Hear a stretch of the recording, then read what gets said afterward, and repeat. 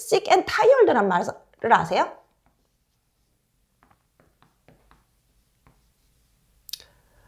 sick and tired란 말을 제가 미국에서 봤는데 이게 아프고 지친다 이 뜻이라기보다는 좀 지루하다. 좀 뭐라 그러지? 나 좀 매너리즘을 빠는 것도 같고 정말 이제 뭔가 새로운 게 필요해. 뭐 이런 뜻이거든요. 지겨워. 이런 뜻이에요. 지겨워. 그래서 좀 지겨워. 미국 생활이 지겨울 때 sick and tired 이런 말도 너무 많이 썼는데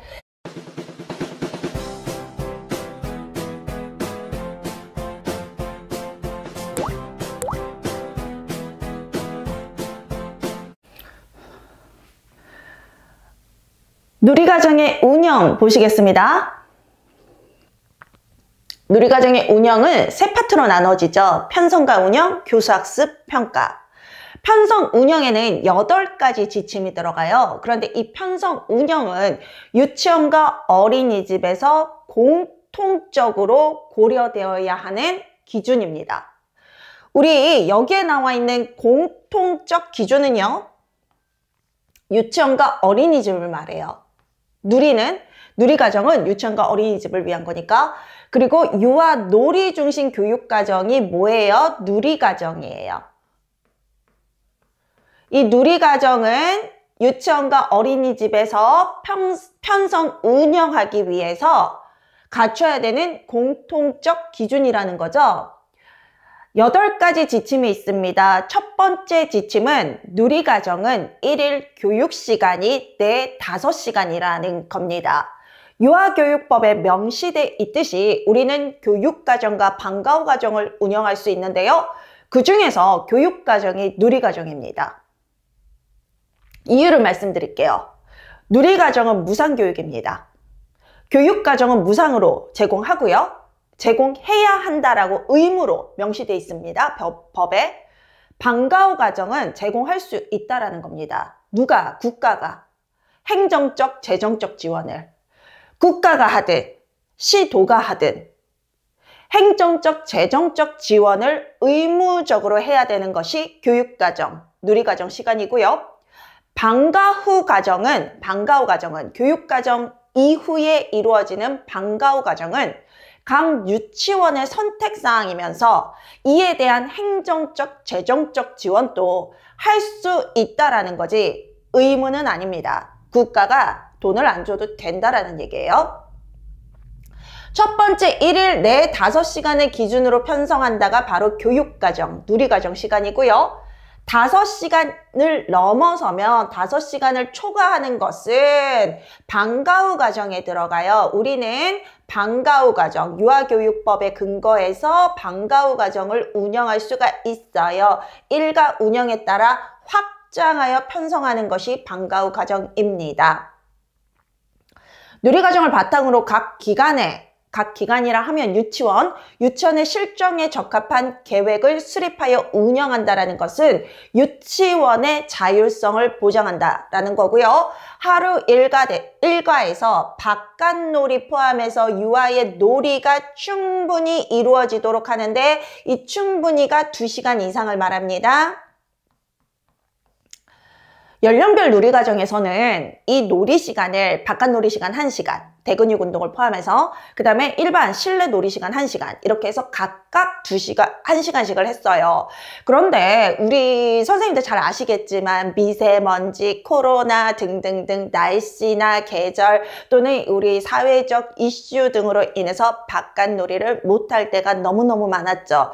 그럼에도 불구하고 선생님들이 누리과정에서 바깥놀이를 1시간 이상 하라 그랬잖아요. 하면서 데리고 나가는 유치원이나 어린이집들이 있었나 봐요. 이런 경우 국가의 입장은 대근육 운동을 포함해서 바깥놀이라고 한 것은 실내 대근육 운동을 포함하는 거다. 그래서 날씨나 미세먼지, 코로나 등등등 감염병 등등등의 어떤 상황에서는 유아를 실내에서 대근육 운동하는 거 괜찮다라는 입장이었어요. 연령별 누리과정에서는. 그런데 그게 잘못 이해되면서 잘못 인식되면서 현장의 선생님들이 이런 상황에서도 데리고 나가면 안 되는 상황에서도 데리고 나가셔서 학부모들의 항의를 받는 일이 있으셨나 봐요. 그래서 그런 부분을 감안해서 2019에서는 놀이 시간을 2시간이라고 확정하면서 이 2시간 이상 운영을 하되 이 안에 바깥놀이를 포함하라.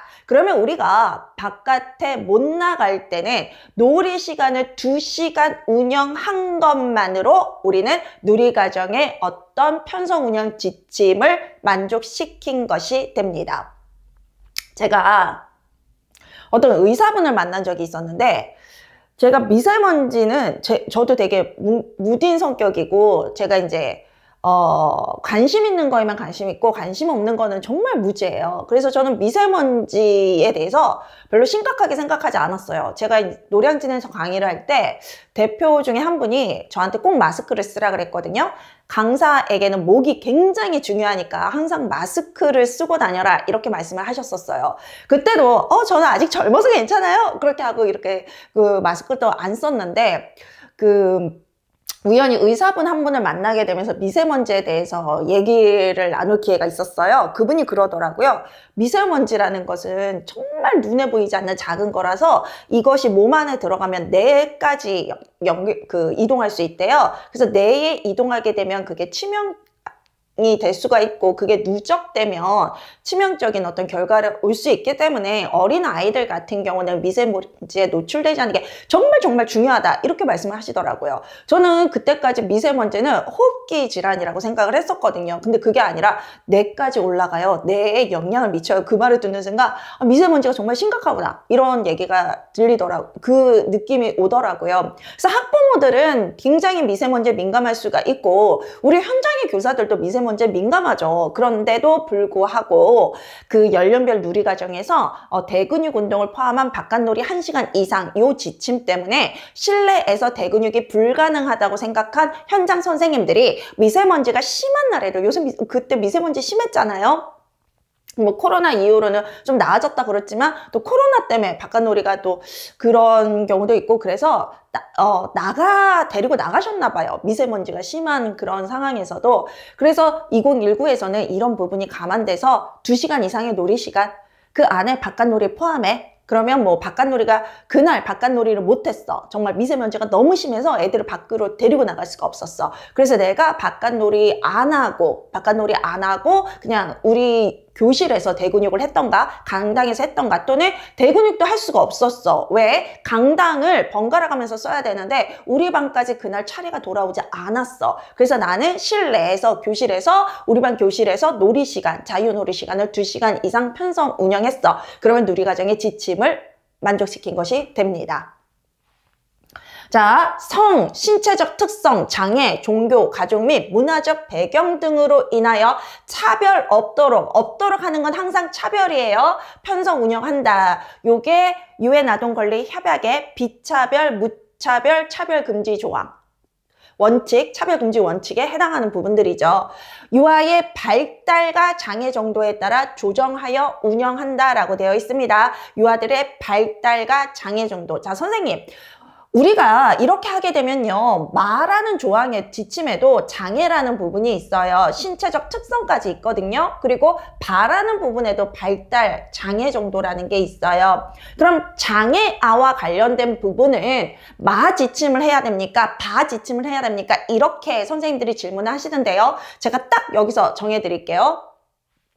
마 조항은 차별 없이 해요. 차별 없이.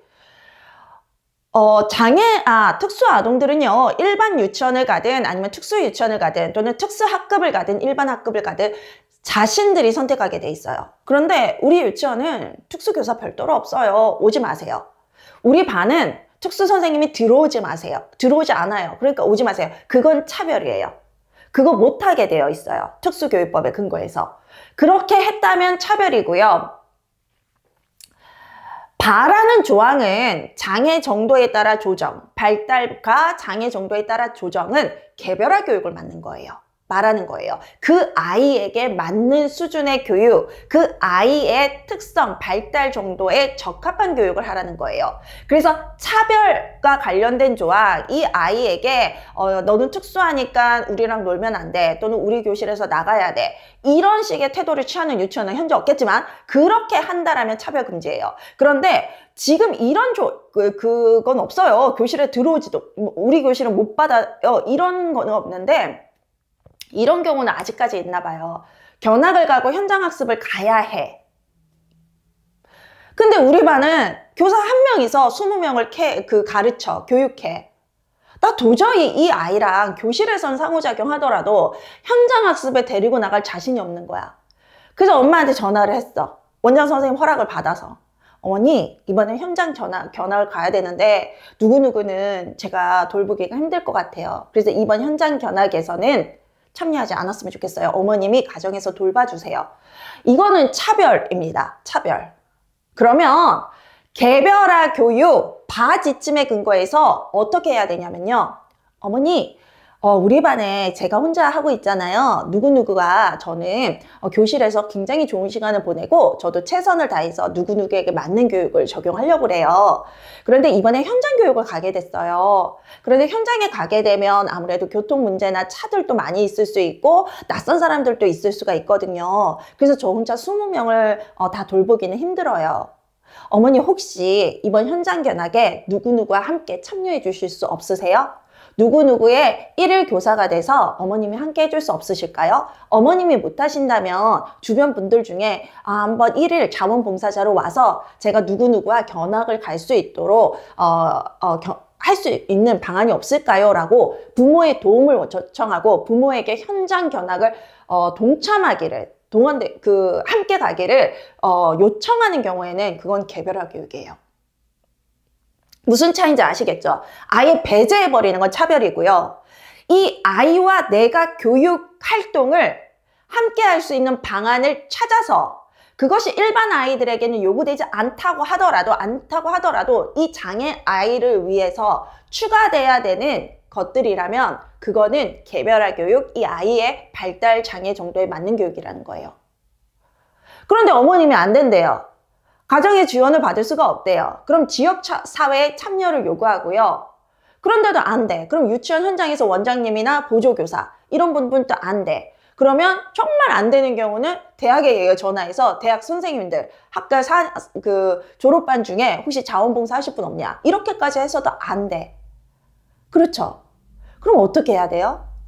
아주 안타까운 경우인데 이런 경우는 현장학습을 그 반 전체가 못 가는 거예요. 왜 한 아이 때문에 다른 아이가 교육을 못 받습니까? 이렇게 얘기를 한다면 꼭 현장 견학의 방법이 있는 건 아니거든요. 우리가 새로운 지식을 확장시켜 줄 때 꼭 현장에 아이들을 데려가서 그 아이들에게 무언가를 보여줘. 그거 너무 좋은데 그게 불가능할 때는 교사는 과감히 포기하고 그걸 대체할 수 있는 방법을 찾아야 돼요. 요즘 박물관이나 이런 거 보시면요. AI 박물관, 그래서 그 사이트 자체에 그 박물관을 정말 이렇게 입체 3차원적으로 보여주는 아이들에게 가상 공간처럼 펼쳐지게 하는 것들이 많아요. 그런 방법들을 찾아볼 수도 있어요. 그런데 우리나라 그 사이트에는 없어요. 나는 명화를 감상하고 싶은데 우리나라 사이트에서는 명화 같은 그런 AI 가상현실을 운영하는 박물관이 없어요. 그럼 뭐 어때요? 다른 나라의 박물관이 그런 것들을 하고 있는지 봐야 되죠. 또 꼭 왜 3차원적이어야 돼요? 그런 그림들을, 그런 명화들을 우리가 사이트에서 볼 수 있으면. 그래서 선생님이 그것을 3차원적인 어떤 거나 3차원적인 게 아니면 정말 간단하게는 OHP 있잖아요. OH 빔 프로젝트로 공중에 쏴주실 수도 있어요. 그래서 그 명화 속에 나오는 인물의 동작을 아이들이 따라하면서 신체 활동으로 확장시킬 수도 있거든요. 그래서 교사는 이 특수아이가 함께 있는 경우 교육적인 방법에서 집단 활동을 할 때도 일정 부분 제한을 받을 수가 있어요. 그런데 그 제한 때문에 그 아이를 그 활동 완전 배제시키는 건 안 된다라는 거예요. 그건 차별이고요. 그 아이가 동참할 수 있는 방안들을 찾고 그 동참할 수 있는 방안들 중에서 일부분 부모의 도움을 받아서 해결할 수 있는 것은 그렇게 할 수 있다라는 거예요. 그건 개별화 교육이라는 거예요. 완전히 다르죠. 그래서 말하는 지침은 차별과 관련된 특수 교육에 쓰시면 되고요. 바라는 지침은 장애아를 위한 개별화 교육에 쓰시면 돼요. 구별이 됐죠? 똑같은 것 같지만 똑같은 게 아닙니다. 바는 개별화 교육, 개별 유아에게 맞는 교육을 말합니다. 그 다음에 가정과 지역사회와의 협력과 참여에 기반하여 운영한다. 지금 제가 설명드린 부분이 바로 가족, 지역사회 참여 부분 될 수 있어요. 물론 특수교육에서만 그런 건 아닙니다. 특수유아를 위해서만, 일반 유아들을 위해서도 우리는 항상 가정과 협력하고 의사소통하고 상호작용하고 또 지역사회와도 서로 협력하는 관계 있죠.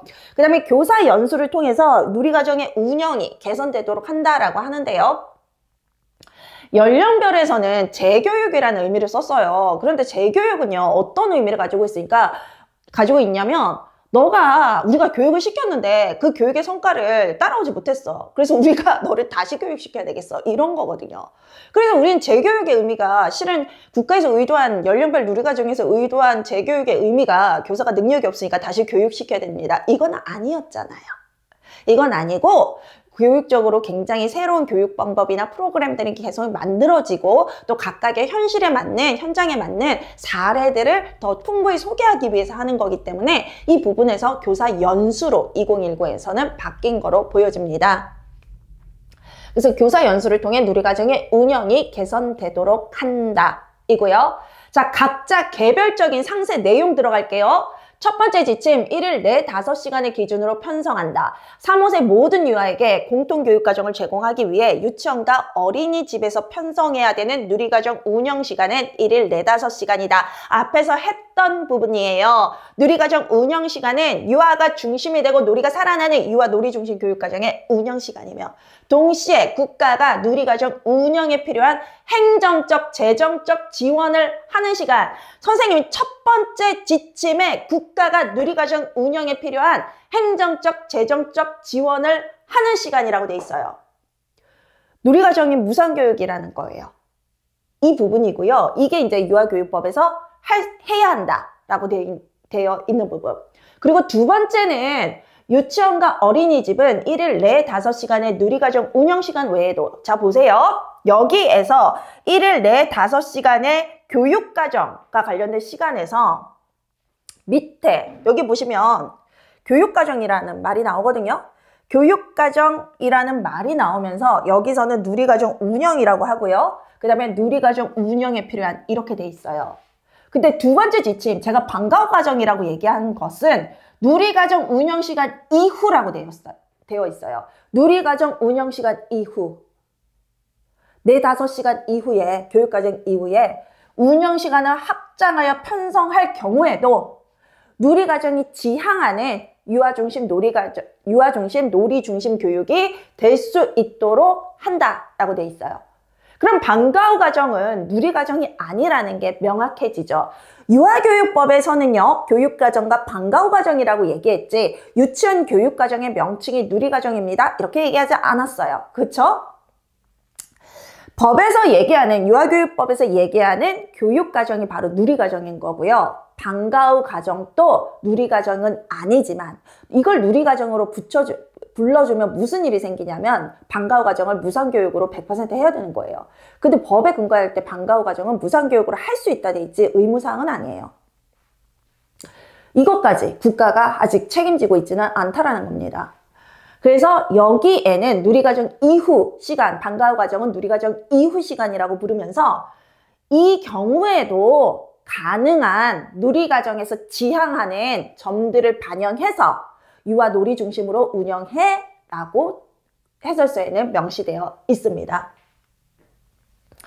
유치원과 어린이집의 운영 시간에 대한 기준이 다릅니다. 그쵸? 그리고 각 기관의 유치원의 실정과 지역적 특성을 반영하여 융통성 있게 편성 운영해야 되기 때문에 어떤 유치원은 방과후 과정을 운영하고 어떤 유치원은 안 할 수도 있고요. 또 방과후 과정을 운영하는 시간도 다 다르죠. 어떤 유치원은 뭐 1시간, 2시간, 어떤 유치원은 정말 늦게까지 하는 경우도 있죠. 늦게까지 하는 경우는 잘 없어요. 실은 유치원은, 어린이집은 늦게까지 해도. 그렇죠? 그리고 누리과정을 바탕으로 각 기관의 유치원의 실정에 적합한 계획을 수립하여 운영하는데요. 자, 유치원의 실정에 적합한 계획, 자율성이 있다라는 거예요. 유치원과 어린이집은 국가 수준의 교육과정인 개정 누리과정을 바탕으로 각 유치원의 실정에 따라 적합한 계획을 수립하여 운영하여야 한다. 계획 안에는 교사가 유치원과 반 수준에서 유아의 놀이를 지원하기 위해 필요한 사항을 미리 생각하여 준비하는 모든 과정이 포함될 수 있습니다. 자, 계획할 때, 적합한 계획을 수립할 때예요. 자, 계획은 뭐다? 교사가 유아의 놀이를 지원하기 위해 미리 생각하여 준비하는 모든 과정. 미리 생각하여 준비하는 모든 과정. 그게 계획이 될 수 있다.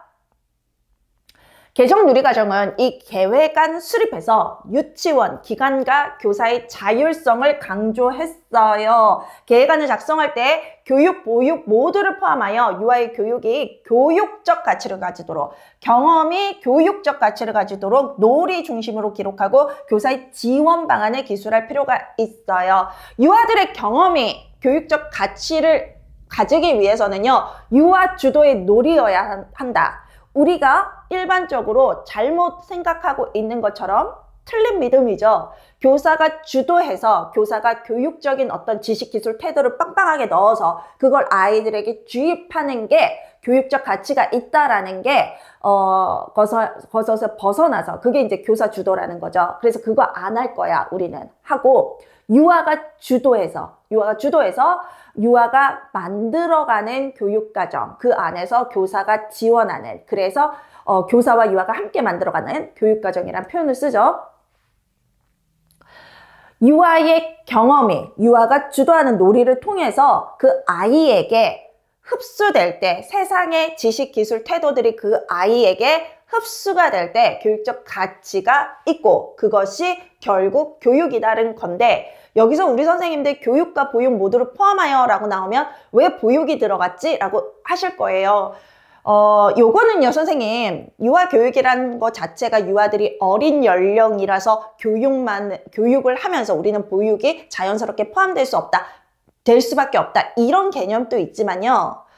근데 제가 생각하기에 여기서 보육은 어린이집 때문에 들어간 것 같아요. 우리는 교육을 위해서 필요한 보육을 교육과 굳이 떨어져서 생각하진 않아요. 유치원 활동이 뭐 우리 가정에서 나오겠지만 유치원의 하루 일과는 일상생활, 그 다음에 놀이, 활동 이렇게 되거든요. 일상생활은 기본적으로 유치원에 와서 등원을 하고 아이들이 뭐 화장실 가고 간식 먹고 점심 먹고 그 다음에 하원하고 이런 일상에서 이루어져야 하는 것들을 일상생활이라고 그러고 일상활동이라고 그러고요. 그 다음에 놀이는 유아가 주도해서 만들어가는 거, 유아가 시작하고 끝내는 거. 그 다음에 활동은 교사가 주도하는 거예요. 교사가 시작하고 끝내는 거. 우리는 누리과정에서는 활동도 중요하게 생각해요. 교육과정 내 5시간에서 2시간은 놀이로 확보하고 나머지 2-3시간은 뭐 하겠어요? 교사의 활동이나 일상활동이, 일상생활이 들어가는 거예요. 그래서 교사의 어떤 활동이 최소 1시간 이상이 보장이 돼요. 거기에서 교사가 정말 우리 아이들을 위해서 전달해야 되는 지식, 기술, 태도들은 하게 돼 있거든요. 그런데 그게 정말 뜬구름으로 남아있지 않게, 겉핥기로 남아있지 않게 하기 위해서는 유아가 스스로 흡수할 수 있는 놀이 시간이 필요하다는 거죠.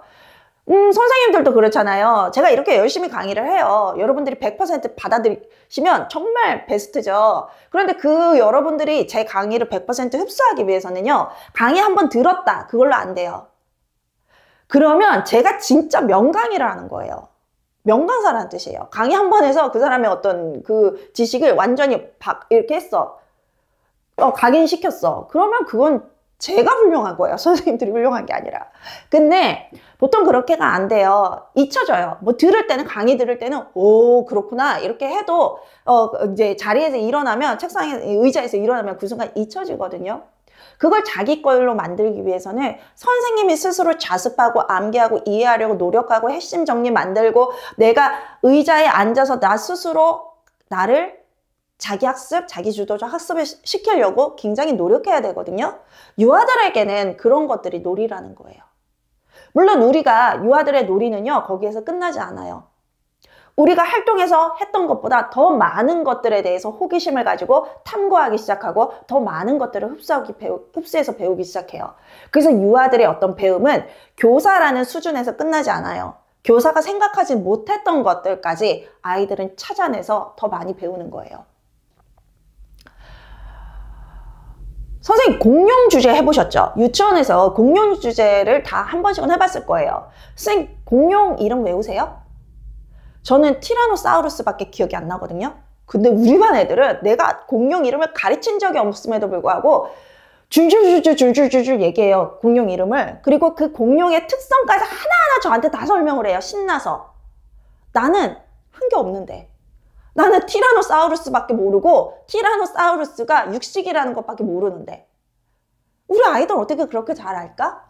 내가 공룡과 관련 책들을 넣어주고, 그리고 이 아이들이 또 주변 가정에서 관련된 장난감을 가져오고, 또 아이들이 원하는 정보를 인터넷에서 찾아주고, 그러면서 나는 모르더라도 우리 아이들은 자신이 요구한 모든 것들을 내가 요구한 거고, 내가 호기심을 가진 거고, 내가 원한 정보니까 그대로 다 흡수를 한다는 거예요. 이게 놀이의 가치거든요. 그래서 유아의 경험이 교육적 가치가 되도록 놀이를 중심으로 기록하고 교사의 지원 방법을 기술할 필요가 있다라는 부분이 나오죠. 자, 자율적인 계획 수립이 있어요. 자율적인 계획 수립은 유치원과 학급 수준, 교사가 한마디로 자율성을 가지고 계획안을 쓴다라는 거고요.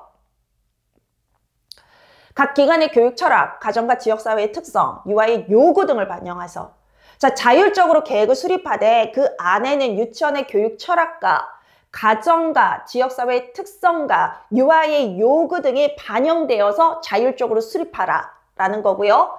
기존에 활용했던 연간, 월간, 주간, 일일 계획안을 유치원과 학급의 특성에 따라 적합하게 변경하여 사용할 수가 있대요. 보통 연간은 유치원 수준에서 쓰여집니다. 왜? 유치원의 어떤 일련의 행사 또는 주기, 그 다음에 학기의 텀 이런 것들이 반영되기 때문에 유치원 차원에서 연간이 나오게 되죠. 그래서 그 연간 계획 일정 아예 선생님들이 월간, 주간, 일일을 고려하는데 연령별 누리과정에서는 월간, 주간, 일일 다 썼어요. 연간, 월간, 주간, 일일을 교사가 다 썼어요. 연간은 뭐 유치원 차원에서 같이 쓰더라도 그 네 가지 계획안이 다 있었다라는 거예요. 어쨌든 누가 썼든 간에. 근데 누리과정은 그렇지 않아요. 연간은 보통 나와요. 연간이 어떻게 안 나올 수 있어. 1학기와 2학기 구분해야 되고 방학이 언제인지 구분해야 되고 그 다음에 뭐 아버지 행사, 어머니 행사, 그 다음에 뭐 지역사회 참여 이런 것들을 미리 계획해서 학부모에게 알려야 학부모들이 참여가 가능하기 때문에 그런 것들은 큰 틀에서 만들어져요. 그게 연간이거든요. 그런데 월간, 주간, 일일은 반 수준에서 쓰여지는 거잖아요. 교사 수준에서 우리 반 그 놀이 활동이 어떻게 진행이 되는지. 그런데 이것을 지금 누리과정에서는 자율로 하라는 거예요. 어떤 선생님은 일일만 쓸 수도 있고 어떤 선생님은 주간만 쓸 수도 있고 어떤 선생님은 월간만 쓸 수도 있고 또는 그 형태를 다 합쳐서 하나의 형식으로 만들 수도 있고 누리과정은요. 2019 개정 누리과정은 구성주의 특히나 듀이의 진보주의에 기반되어 있잖아요. 듀이의 교육 방식이 프로젝트였거든요. 그것이 유치원의 유아교육에 들어온 것이 레지오 에밀리아 프로젝트와 프로젝트 캐치와 차드의 프로젝트 접근법의 프로젝트예요. 저는 유치원 교사 때 프로젝트 접근법을 했거든요. 근데 저는요. 주간 계획은 안 썼어요. 그때도. 제가 2004학년도, 2005학년도에 교사를 했는데 주간 계획안이라는 게 있을 수가 없어요. 그래서 애초에 우리 유치원은 교사에게 연간은 같이 나오는 거고 월간과 일일 계획안만을 쓰라라고 요구했었어요. 근데 월간 계획안이 뭐였냐면은 프로젝트에서 주제가 정해지면 브레인스토밍을 하잖아요. 유아들과 함께. 그래서 맵을 그리죠. 브레인스토밍을 한 다음에. 그리고 브레인스토밍을 한 다음에 경우에 따라서 질문 목록 만들기를 할 수가 있어요. 해도 되고 안 해도 돼요. 질문 목록은 이 브레인스토밍을 한 것에 대해서 우리가 대주제, 주제, 뭐 소주제들을 정했는데 이것들에 대해서 너희들이 궁금한 것에 대한 질문 목록을 구체적으로 만들어 보자 이거거든요. 저 때 월간 계획안은 이걸로 끝. 아이들과 만든 브레인스토밍과 그 다음에 질문 목록으로 끝. 그게 프로젝트의 도입 부분이에요. 도입, 전개, 마무리. 마무리가 프로젝트 완성이죠. 여기까지였어요. 여기까지. 그리고 주간 안 썼고 일일 계획안 썼는데 일일 계획안을 쓸 때도 하루 일과 반복되잖아요. 하루 일과 반복되는 것들 중에서 것들은 쓰고 그 다음에 놀이 시간 있잖아요. 아이들이 프로젝트 운영에 관한 주요 활동들, 주요 놀이. 그거는 비워놨었어요. 다만 이 시간은 프로젝트 활동 중에서 자유선택 활동과 관련된 거. 그 다음에 이 시간은 소집단 활동, 이 시간은 대집단 활동. 그리고 그날 끝나면 프로젝트가 진행된 방식으로 채워서 평가를 썼죠. 안 그러면 미리 다 그 일일 계획안을 써놓으면 그날 그 활동 끝나고 일일 수업 끝나고 다시 적어야 돼. 2번을 적어야 돼. 그래서 그렇게 했거든요. 근데 그렇게 하는 걸 알고 있음에도 별로 유치원에서 별말을 안 했어요. 원장 원관 선생님이 불러다가 너 계획안을 왜 수업 들어가기 전에 써야지 수업 이후에 쓰니? 이런 말씀을 하나도 안 하셨어요. 프로젝트가 그렇다는 걸 아니까. 또는 뭐 제가 아이들과 뭐 그 전날에 활동한 거를 기반으로 해서 아이들의 놀이 흐름이 이렇게 퍼질 것 같다고 예상되는 부분이 있잖아요. 특히나 유아들이 내일 또 해요. 내일 해봐요. 우리 뭐 다음 주에 뭐 해봐요. 이렇게 제안한 것들이 있었어요. 그런 것들은 연필로 적었어요. 연필로 적어서 메모 형식으로만 남겼어요. 우리 반 아이가 뭐뭐 하자 그랬다. 뭐뭐 하자 그랬다. 그래서 이 시간에 뭐뭐가 진행될 것 같다. 그리고 대집단으로는 이 부분을 하자 그랬으니까 이걸 계획했다. 이런 식으로만 이렇게 해놓고 끝나고 나서 했었어요. 우리 유치원은요. 좀 좋은 유치원이라고 소문이 났었거든요. 소문이 났었던 유치원이기 때문에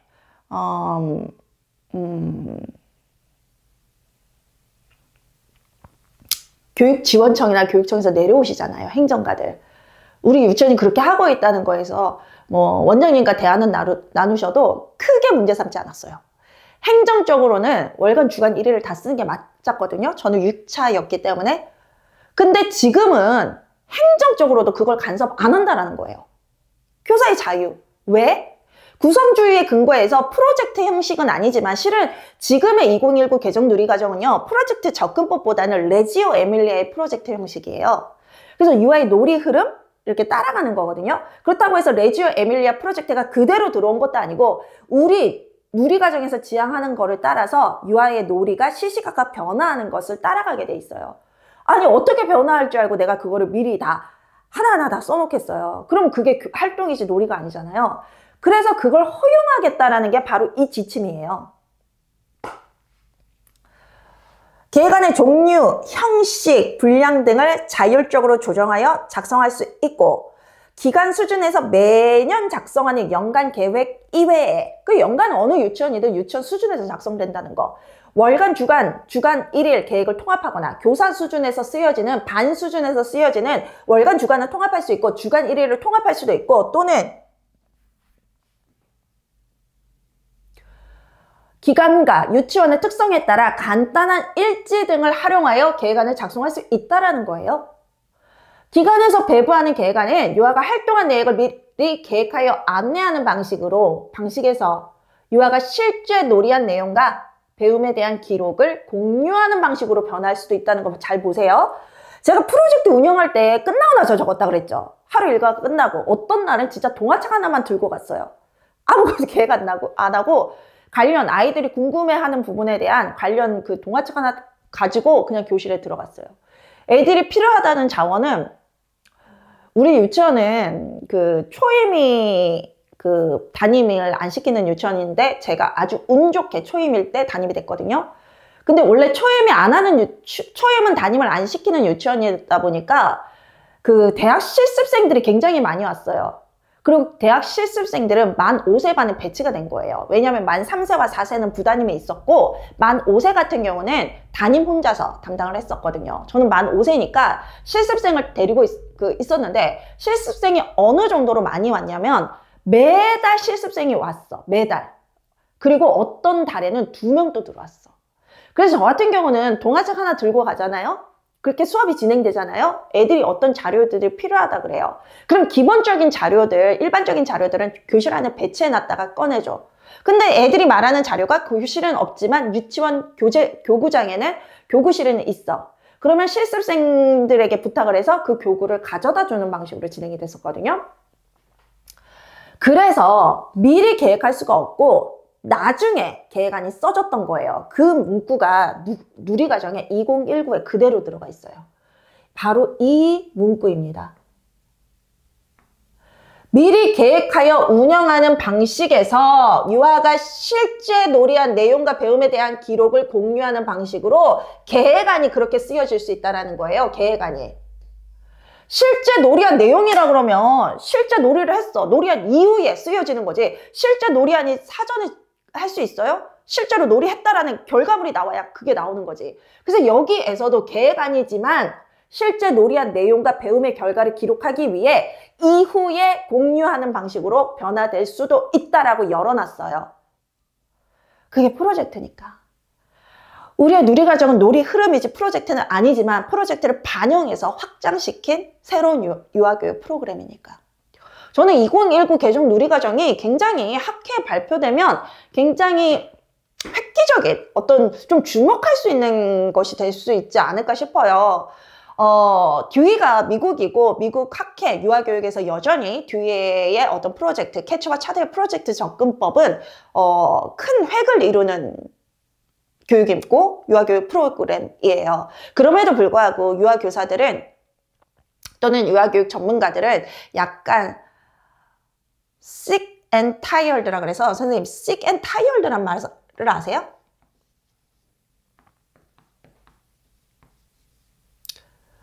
sick and tired란 말을 제가 미국에서 봤는데 이게 아프고 지친다 이 뜻이라기보다는 좀 지루하다.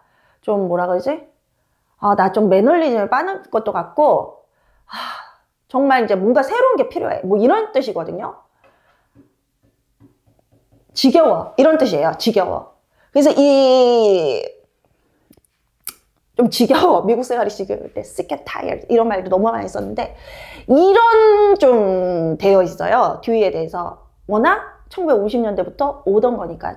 지금이 1925년, 지금이 2025년이잖아요. 그런데 이 누리과정이 듀이의 어떤 그 교육적인 생각들을 그대로 담으면서도 프로젝트와는 다르게 뭔가 새롭게 유아들의 놀이가 새로운 경험과 지식으로 확장되는 거예요. 그래서 굉장히 이런 것들이 학회에 발표되면 굉장히 좋겠다라는, 굉장히 우리나라 교육이 굉장히 우리나라의 유아 교육이 굉장히 선구적이다, 굉장히 선진화적이다, 또는 미리 앞서간다. 우리나라 선진국입니다. 우리나라도 선진국이지만 그런 어떤 미국, 유럽 교육이 조금 더 앞서 있다. 우리는 그렇게 생각하잖아요. 근데 유아교육의 근거에서는 현장은요, 제가 보기엔 유아나 미국이나 유럽보다 더 뛰어나거든요. 학문적으로는 미국이 더 뛰어난 거 맞아요. 그건 어찌할 수 없는 것 같아. 저는 제가 알고 있는 지식의 대부분이 내가 한국에서 교육을 받았으면 몰랐을 것 같아. 미국에서 교육을 받았으니까 굉장히 많이 알고 되는 것 같고, 미국의 어떤 장점이라면 미국 교육만 가르치지 않아요. 전 세계 모든 교육을 다 가르치는 거거든요. 그런 부분에서 굉장히 한 번쯤은 여러분들에게 미국에 가서 유아교육을 공부하라 라는 말씀을 드리고 싶어요. 그런데 현장은요, 대한민국만한 데가 없어요. 왜냐하면 대한민국은요, 새로운 유아교육 프로그램이 있잖아요. 그러면 그게 이론화가 아니라 현장에 바로 퍼질 수가 있어요. 미국은 안 그래요. 교사들이 그렇게 빠르게 교육을 습득을 해서 현장에 적용시키는 게 불가능해요. 그렇게 막 억지로 시킬 수도 없고, 그 사람들이 마음이 동해서 따라와야 되는 거야. 근데 우리는 강제적도 해, 가끔은. 그렇게 하니까 이게 가능한 거거든요. 그래서 굉장히 이 현장 누리과정 같은 경우는 우리가 다른 그 나라의 어떤 유아교육 프로그램들과 비교해 본다면 저는 굉장히 앞서 있고 굉장히 듀이를 현대화시킨 1950년대의 듀이 교육이 아닌 2025년도의 듀이 교육 현장, 지금의 국제적인 시선, 국제적인 추세나 그 다음에 대한민국의 어떤 성향들을 반영해서 정말 유아들이 자신의 잠재력을 100% 발휘할 수 있도록 만든 교육이라고 생각해요. 아이들의 놀이를 시시각각 따라간다는 건요, 교사가 유아교육 전문가가 아니면 불가능해요. 그러면 진짜 유치원은 뭐하러 보내요? 우리 엄마가 그냥 애 케어하는 거랑 뭐가 달라요? 이거랑 똑같아져요. 그 사람이 전문가가 아니면. 근데 그 사람이 전문가면요, 아이들이 1을 배울 수 있을 때 우리는 100, 유아들의 놀이를 가지고 100에 확장되도록 만들 수 있거든요. 이게 교사의 전문성을 믿어주고 유치원 교사들의 능력이 이만큼 유아교육 전문가로 불린 만큼 향상됐다, 발달됐다, 그렇게 차원이 높다, 그에 대한 국가적 믿음이 없으면 만들어질 수 없는 거예요. 정말 이거는 이 교육을 실제로 저희가 해본 입장에서 2004학년도와 2005학년도에 실은 우리는 벌써 했던 거거든요. 저는 현장에서 이런 교육을 한 입장에서 당시에 저는 굉장히 높은 수준의 교육을 하는 유치원에 소속된 교사라는 말을 들었거든요. 그러니까 굉장히 높은 수준이에요, 이게. 그러니까 저가 있는 유치원은 서울권 대학의 4년제 출신이 아니면 교사가 될 수가 없었어요. 담임 교사가. 그 정도로 교사를 깐깐하게 뽑았고, 또 초임은 담임을 안 시킬 정도로 그렇게 4년제, 서울권 4년제 교사들을 선발을 해놓고 그 사람이 초임이면 담임을 안 시킬 정도로의 어떤 교육 수준이 깐깐하고 그 다음에 열정이 높았던 유치원인데, 그 유치원에서 했던 교육이 현재는 다 퍼졌다라는 거거든요. 누리과정으로 더 질적으로 향상돼서. 그래서 우리나라의 현장 교육은 굉장히 수준이 높아요. 그래서 이런 것들이 조금 학회에 발표됐으면 어떨까라는 생각이 들어요. 저도 2005학년도에 한 프로젝트를 미국에서 NAYC 전미유아교육협회에서 발표했을 때 그 사람들이 너무너무 놀랐어요. 뒤에 프로젝트 접근법, 캐치와 차대 프로젝트 접근법이 한국에서 이렇게 진짜 제가 뭐라고 들었냐면 완벽하게 구현됐을 거라고는 생각도 못했다, 이렇게 얘기했어요. 그 정도로 대단한, 그거보다 더 한층 발달된 누리과정이라서 현장에 계신 분들이라면 이게 국제적인 학회에서 발표를 좀 했으면 좋겠다, 이런 생각도 들어요. 개인적인 욕심으론. 그리고 유아의 놀이를 지원하는 계획안 작성. 유아가 주도하는 놀이는 미리 계획하여 운영되기 어렵기 때문에 교사가 놀이하여 경험한 내용을 중심으로 계획안을 기술할 수 있다. 자, 보세요. 똑같은 얘기를 하고 있어요. 미리 계획해서 운영하기 어렵죠. 그러면 활동이 되거든요. 교사 주도에. 그렇기 때문에 유아가 놀이하여 경험한 내용을 중심으로 계획안 기술했다. 놀이하며 경험하는 이미 한 거야. 이미 했는데 계획안은 그 이후에 쓸 수 있다라는 거야. 기존 계획안을 자유선택활동, 대소집단활동, 바깥놀이 등을 포함하여 정해진 형식에 맞춰 기술해 왔다면 기술, 서술 동의합니다. 개정 누리과정에서의 계획안은 유아가 실제 놀이한 내용 및 놀이를 지원하는 내용을 포함하되 자율적인 형식, 그리고 미리 계획한 게 아니라 실제 놀이한 내용 및 놀이를 지원하는 내용, 우리가 이미 한 거, 그것을 포함하되 자율적인 형식으로 바꿔볼 수 있다. 실제 경험한 놀이 내용과 그에 따른 교사의 놀이 지원 계획을 기술하는 형식으로 기존의 방식에 비해 사전 계획을 최소화해서, 자, 사전 계획은 애초에 최소화하라. 하루 일과 흐름만 적어라. 또는 교사가 그날 꼭 해야 되는 활동만 적어라. 어떤 게 있냐면 안전교육 같은 거, 그것만 적어라. 최소한으로 계획을 수립해라. 그런데 그런 특징이 있어. 교사는 필요에 따라 안전과, 제가 지금 말씀드렸죠. 안전과 관련된 사항, 이거는 할 수 있어. 안전은 놀이 대신 활동이 될 수 있어. 왜? 생명이 먼저잖아요. 교육보다. 교육은 인간 사회예요. 그런데 생명은 그 위에 있는 영역이거든요. 우주 법칙, 신의 원리, 윤리, 도덕, 이런 부분이거든요. 그래서 우리는요, 그 부분을 위해서 교육을 잠시 멈출 수도 있어요. 그렇기 때문에 아이들의 놀이로 통해서 아이들의 놀이 잠재력을 확장시켜 주는 게 중요하지만, 그런데 그것이 생명과 관련된 문제라면 교사는 중단할 수 있다는 거예요. 커트할 수 있고 미리 계획할 수 있고 교사 주도의 활동으로 할 수 있다는 거예요.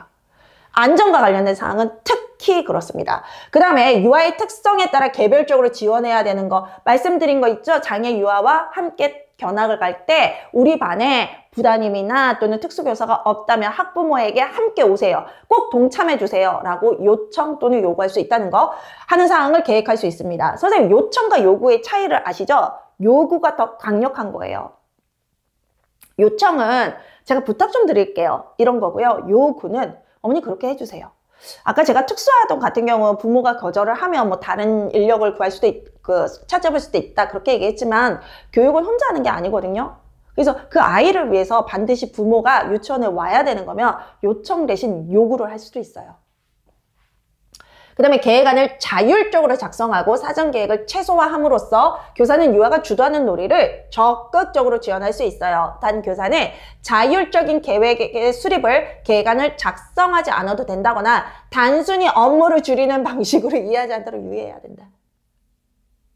그래서 이렇게 하는 거는 유아의 놀이를 최대한 보장하기 위해서인데, 그래서 유아의 자율성을 위해서 교사의 자율성을 보장하는 건데, 그것이 선생님이 일 안 하고 그냥 동화책 한 권 들고 그냥 수업에 들어가면 됩니다. 이 얘기는 아니다라는 거예요. 동화책을 한 권 들어갈 때는 이유가 있어요. 그쵸? 동화책만 들고 그날 수업을 참여할 때 이유가 있어요. 미리 하루 일과는 다 계획을 짰고요. 내가 아이들과의 교육에서 한 그걸 보니까 오늘은 동화책을 읽고 동화책에 관련된 정보들을 서치하고 그 다음에 동화책과 관련된 동극활동들을 하고 그것들의 흐름을 유아들에게 주도권을 주고 싶어서 동화책만 가지고 들어간 거고, 우리 반은 실습 교사가 있어서 유아들이 필요하다는 교구를 즉각적으로 내가 가져다 줄 수 있기 때문에 동화책만 가져간 거예요. 그런데 그게 안 될 때는 계획을 충분히 세우고 우리 아이들이 필요로 하는 교구가 뭘까? 우리 교실은 없지만 교구장에 있는 건 뭘까? 하고 최대한 다 꺼내서 가져가는 게 맞죠. 그걸 쓰든 안 쓰든. 그래서 선생님들이 단수를 업무를 줄이기 위해서 이런 교육 계획안에 대한 어떤 자율성을 주고 선생님들이 단순화 시켜라? 좀 그렇게 한 건 아니다. 그리고 계획안을 작성하지 않아도 된다는 의미다. 자율적인 형식으로 작성하라는 거지, 뭐 수업이 끝나고 그날 정리하는 형식으로 작성할 수는 있다고 하더라도 그게 선생님한테 1년 내도록 작성하지 않아도 된다는 얘기는 아니다라는 거. 그리고 계획안을 뭐 월간, 주간, 일일 이걸 구별을 안 해도 되지만 계획안이라는 것 자체가 문서적으로 안 남겨 있어서도 안 된다는 거예요. 계획과 계획안은 달라요. 계획은 선생님이 머릿속으로만 생각하는 것도 계획이에요. 그런데 계획안은 문서로 정리가 된 겁니다. 작성된 겁니다. 자, 라부터는 다음 교시에